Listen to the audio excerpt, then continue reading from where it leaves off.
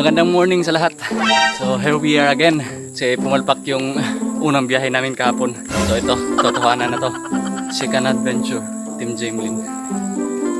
So mas matarik pa to kaysa sa Usay Lube. Sim lang kaya. Asim lang daw pa.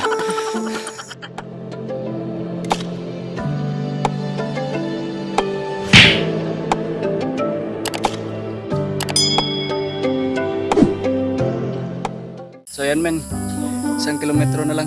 Let's go!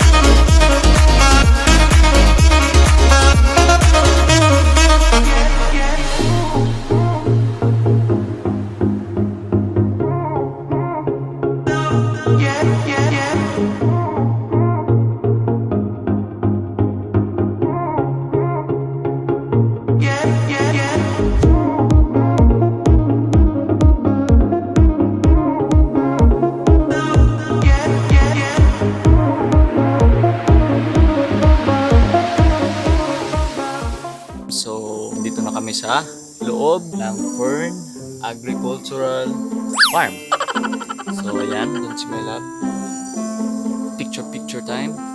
So, ang kagandahan dito is hindi ka na mangangamba sa mga pagkain, drinks, kasi meron silang sariling bilihan ng pagkain. So, hindi rin mahal, presyong pangmasa. Kung gusto nyo pumunta dito, bibigay ko lang alam sa inyo na pag tag-ulan is pahirapan yung daan dito kasi hindi pa fully sementado yung daan.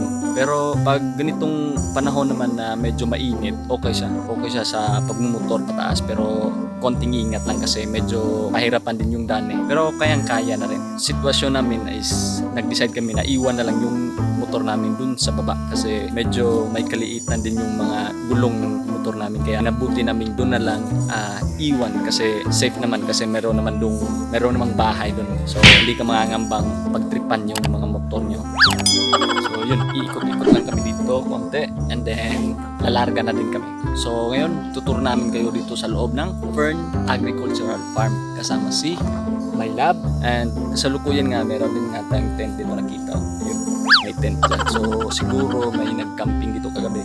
So safe naman kasi meron namang bahay, parang merong guardhouse sila doon sa baba. And then papakita namin sa inyo yung pinya farm, yung pinagmamalaki nila dito, mga pinyahan, marami silang pinyahan dito. So let's go. FERNS nest, tignan namin nila yung nest.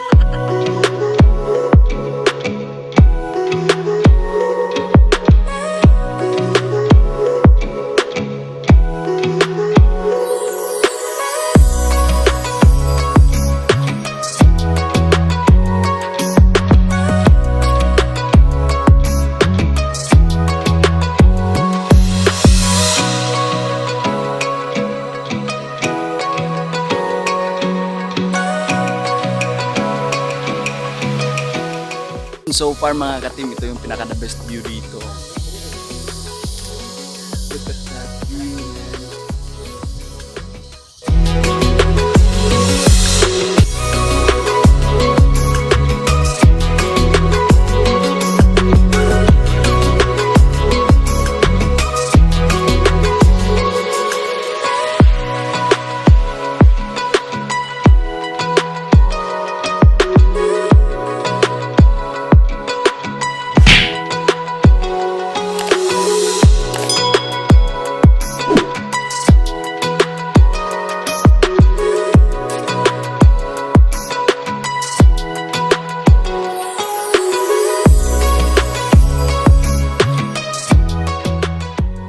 So far, anong masasabi mo, my love? Amazing. So, ang advantage po niya sa yung first adventure namin doon sa Osele Base, mas malaki po yung farm nila dito, kaya hindi siksikan yung mga tao. And presko and worth the best. Worth the travel. Worth ang Hindi- singot dahil. Hindi sayang yung pinunta namin dito na pumalpak kaya. Kaduha. Kaduha. Duha dyan na plahat. Yeah. Pero tingnan niyo naman, yung view, man, hindi kami ano ba yan? Faith? Nagsisi. Sulit, man.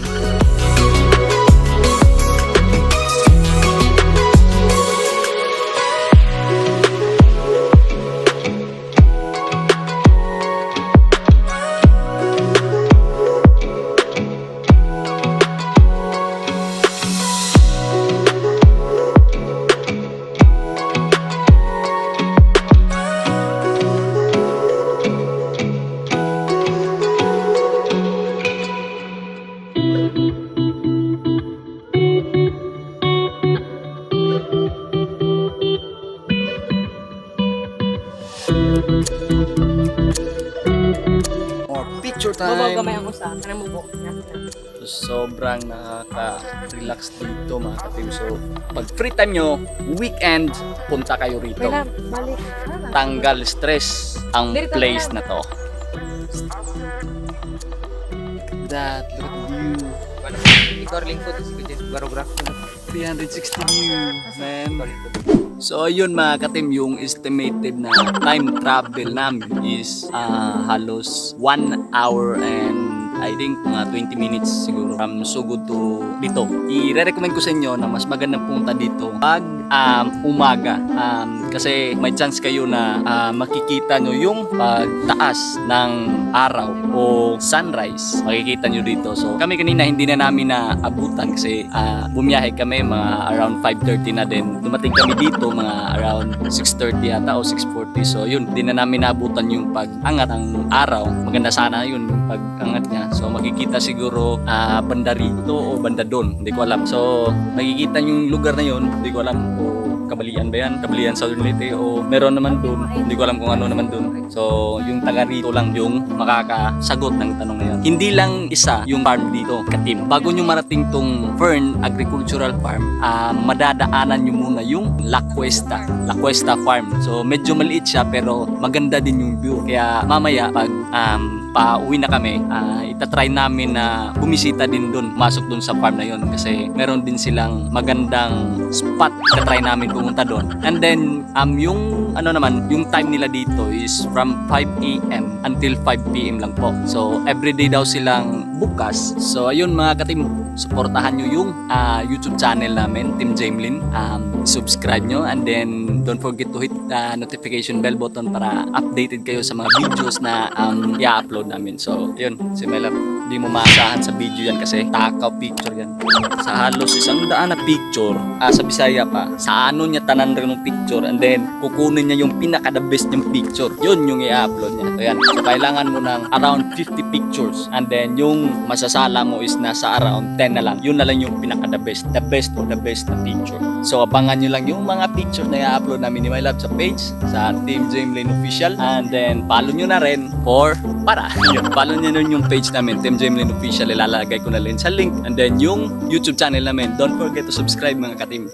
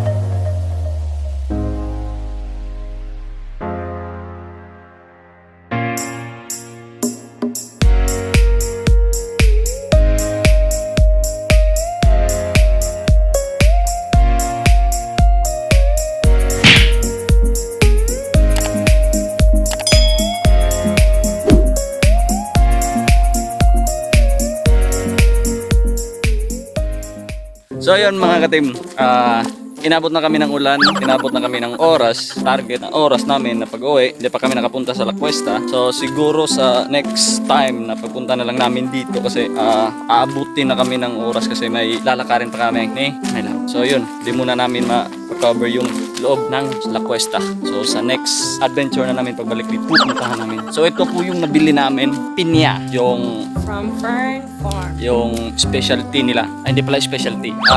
Special product nila. Sariling tanim nila, pinya. So, nabili po ni My Love yun ng 3,450. 3,450. So, murang-mura na po.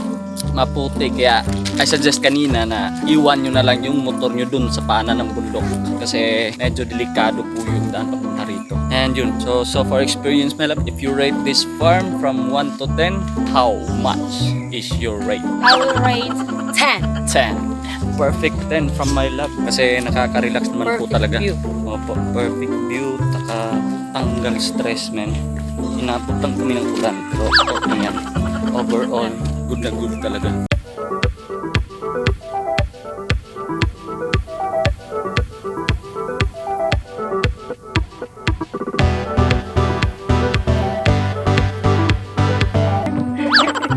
So yan, see you sa next adventure, FERNS Agricultural Farm. So thank you sa experience nito. And siguro dito na namin tapusin ni My Love itong vlog na to sa araw na to. And kita-kita na po tayo sa next video.